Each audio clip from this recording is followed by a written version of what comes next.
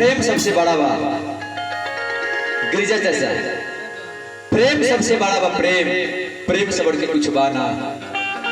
एक दूसरे से प्रेम रहे बड़ी नीक बा। चाचा जी तुलसीदास प्रेम में पागल हो गए और जब अपना ससुराल गए तागे की कहानी सुनी गीत के माध्यम से। बड़ी सुंदर भाव लगा मास्टर।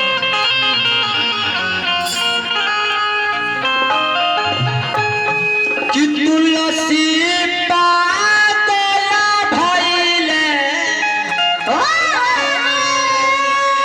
अरे प्रेम के मेहरिया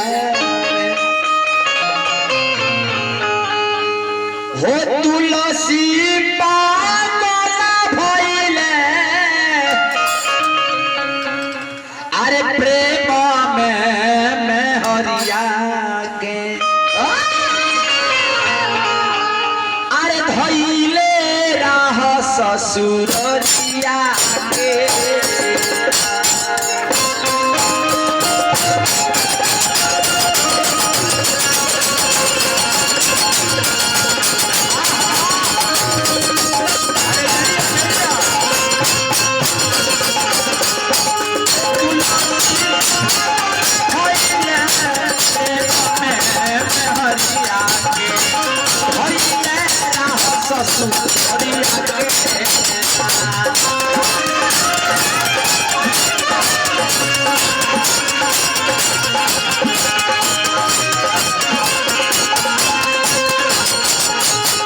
धर्मेंद्र मदेशिया शाह जी की तरफ से 1000 रुपए के पुरस्कार बा।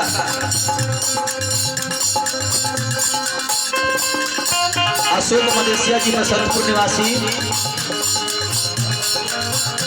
रामावती देवी बसंतपुर निवासी,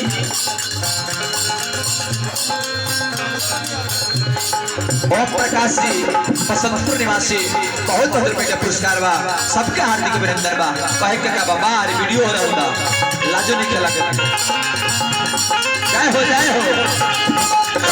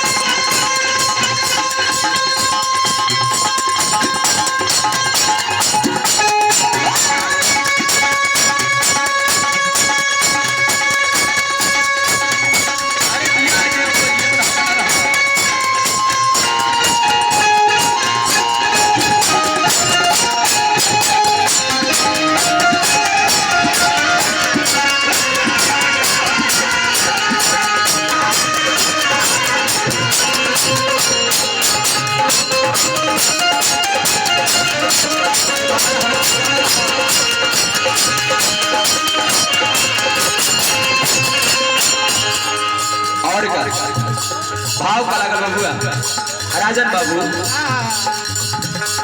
पहुंचल पार नदी के घाटे चाहवाना वाला होना बाटे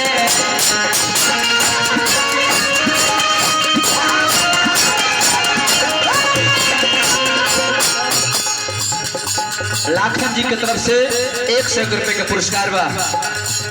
भगवान आत्मा के शांति देश भैया के बार बार प्रणाम बा। कवि का लिखे के प्रभु भैया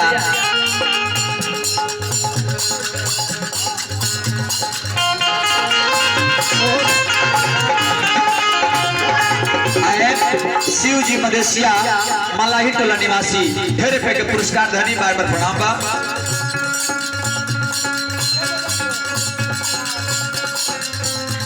मुकेश गुप्ता जी और मुन्ना गुप्ता जी की तरफ से 151 रुपए के पुरस्कार। मंडली की तरफ से हार्दिक अभिनंदन स्वागत वंदन नमन नमस्कार बा। भगवान आत्मा के शांति देश यह भगवान से प्रार्थना बा। ए बबुआ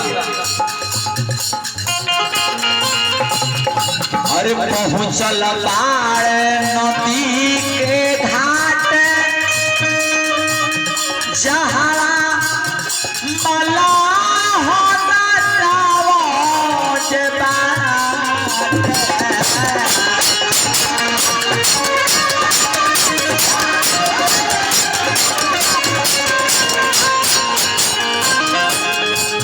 धई के पार हो गईले अरे मृत होई शरीरिया के धई के पार हो गईले मृत होई शरीरिया के अरे धईले राम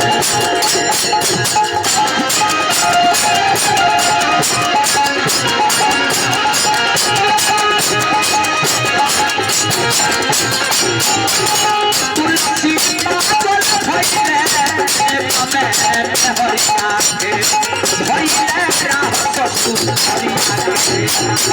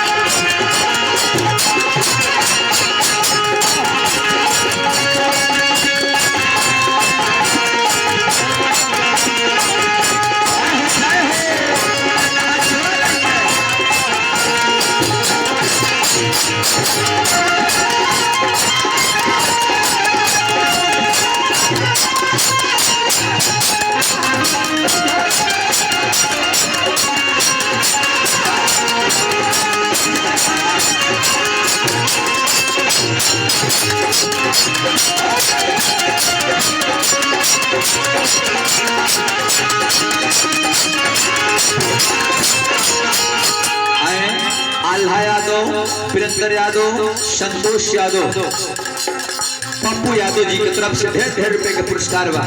हार्दिक अभिनंदन को भैया लोग के। और क्या कहेगा बुआ? अरे गईले घर के जब पिछुआरी अरे सगरी बात रहे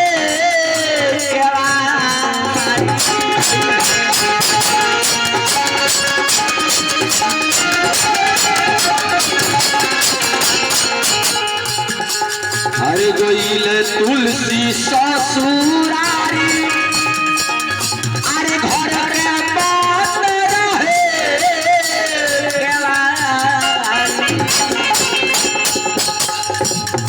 और आरसरी समझ के धइले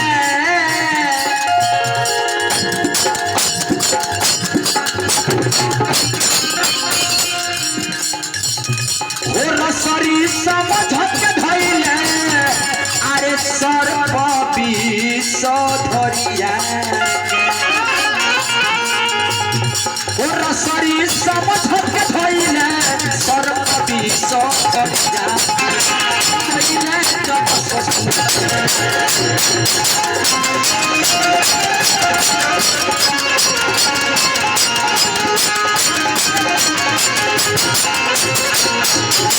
तुलसी पागल भइले हमें हरिया भइले राम ससुर